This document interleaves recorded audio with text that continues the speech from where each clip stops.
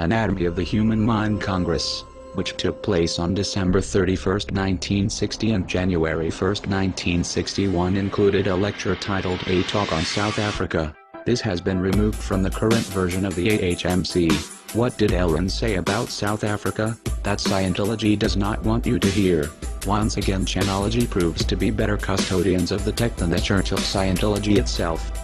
This is tape recording number 6012C31 AHMC Special.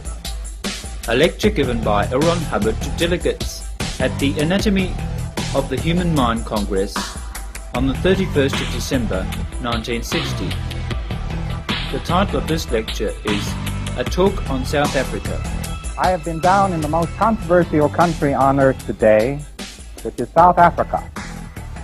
Would you like to hear a little something about South Africa?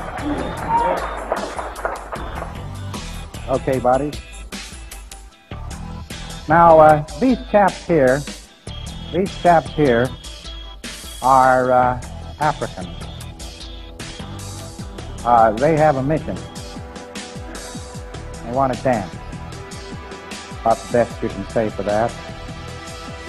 But as soon as they get their vote, it'll all be different. It'll all be different. Then they can dance. I asked one of them one day, I said, would you like a vote? And he says, no. And I said, oh, come on, you certainly want a vote. And he said, no. And I said, well, why don't you want a vote? He said, well, me buy sunglasses from an American last year, and he get chipped. Okay, buddy. There's one of the new magistrates that they'll elect when they finally get the vote. Probably require that the court be paid 2 skulls or something of the sort. Okay, bye. The other day, by the way, there was a information pamphlet came out by the government of Borneo which told people to be nice to their snakes. Snakes don't like to be pointed at, and they don't like to be yelled at or stamped at, so please don't bother their snakes. Go ahead, Sonny. Right now you tell me, well, the government of South Africa does not permit the black man to vote. He doesn't even know what a vote is. What do you want, another Congo? Now look, I'm just a Yank. I'm not expected to be an authority on South Africa, and yet I've become one in Johannesburg to fight South Africans because they themselves haven't bothered to inform themselves of what's going on with the government. Doesn't that sound wild? The communist message to the world is all you have to do is get the European out of Africa and there will be total peace and it will be okay in Africa. What happened when the Belgians left the Congo? Well, that's what will happen throughout Africa. All development and advance of any kind whatsoever will be stopped if the European is driven out of Africa. You can count on it. He's divided into 2 classes. He's the city Bantu, and he is the Aboriginal tribesman. And the Aboriginal tribesman is being brought up as fast as he can be brought up to some semblance of order. But he hates other tribes to such a degree that it is always a worry and an upset trying to keep them from killing each other off. That has been the history of South Africa. The blacks kill off the blacks. The blacks kill off the blacks. And all you've got to do is pull a stable government off the top of them, and they promptly start killing each other off. Factually, the Bantu is not like the American black man, and you can't understand anything about the Bantu by understanding anything about the American black man. The American black man, in the first place, has been mixed with Indian and white blood over a period of a couple of centuries or less, but has actually been in close proximity to the white man and white man's civilization for a century or 2, you see. But this is a different breed of cat.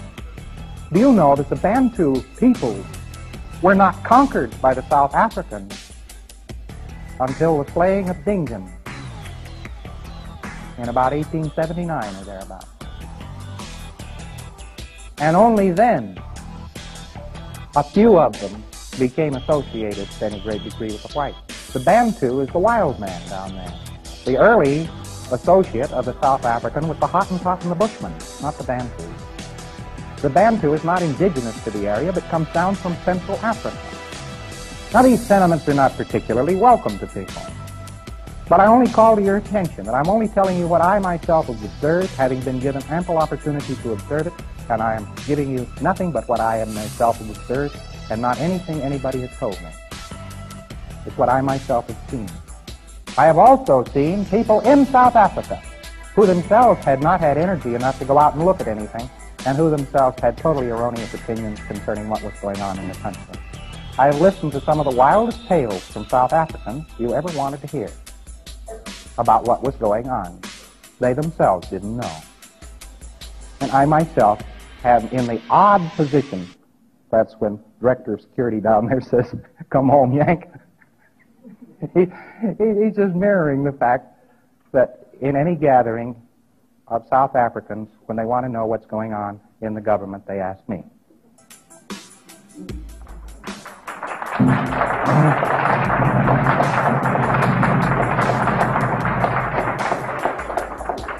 Now, I've driven an awful lot of weary miles, because South Africa's a big country, looking at the country, looking at the people, and that sort of thing. And I'd say they've got about 50 years to go before they get the South African Bantu up to the same status and level of civilization of the American black. The Bantu doesn't register the same on an e-meter as a white. And I have had to start a whole program of research, in addition to everything else I've been doing, trying to find out how to read a Bantu on an e-meter. Because he doesn't operate like an American Negro or like a European.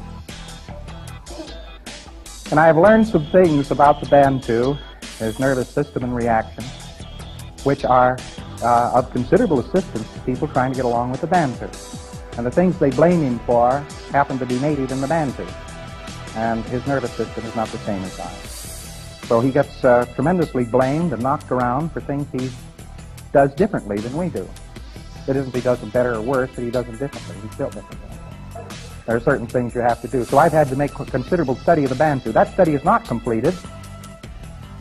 And the only thing I can say about it this time is it's arduously in progress. Before the coming of the white man, the population of the Bantu peoples was very small because he kept himself killed off. One tribe would go running over the heads of the other tribe with these very weapons, which I'm holding in my hand here. They wipe out whole tribes, whole villages. They were like armies of ants. They just swarmed and swooped down upon everything and slaughtered every man, woman, and child in their path. Millions of blacks died this way. And the white man came along and kept them from fighting. Started civilizing them. As far as South Africa is concerned, the final thing I will say, which is probably very shocking to you, is there isn't any trouble in South Africa. There isn't any trouble. The only problems they've got in South Africa is the idea that they have problems.